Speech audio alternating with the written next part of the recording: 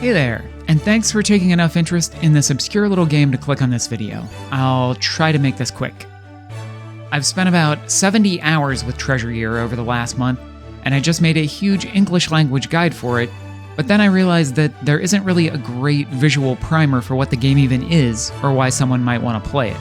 So let me cut the rest of the preamble and just introduce the thing because it's a doozy of a description. Treasure Gear is an all-3D action-RPG roguelike dungeon crawler with 10 job classes and over 150 weapons and items.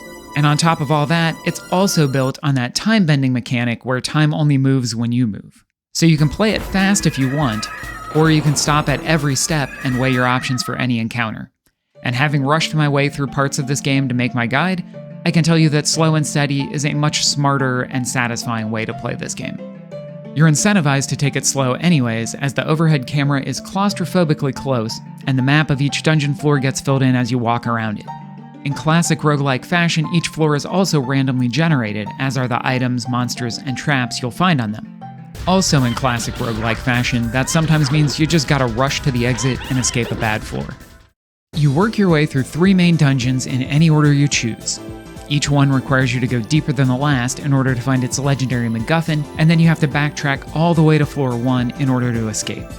The MacGuffins then combine to unlock a 4th dungeon that, spoiler alert, was hidden inside the giant lake just outside of town. Each dungeon also unlocks 3 new job classes that join the starting warrior class.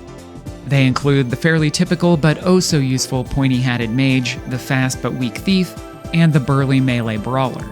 But there are some unique roles too, like the Transformer that can turn into any enemy in the game, the adorable Beast Tamer that can whip enemies into allies, the Bard that attacks by blasting out tunes on a harp, and the Inventor that can combine any 2 items into who knows what.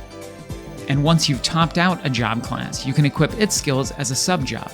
My ultimate combo was the Mage and the Monk, who can each cast incredibly useful spells like revealing the entire map and casting healing magic while also banging on enemies with an ice staff or blasting at them with a crossbow.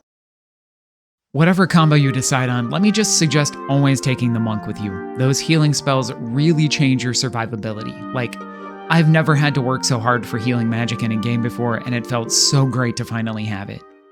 Otherwise, it's down to the random item drops to keep you alive, and sometimes this game just will not give you a hand. So there you have it, a quick-ish explainer on Treasure Gear. If any of that sounds intriguing to you, don't let the Japanese text put you off. The menus are pretty simple and easy to memorize by feel, and my guide is full of breakdowns on what does what and how things work. It's even got cute animated job class graphics that I stole from the original website.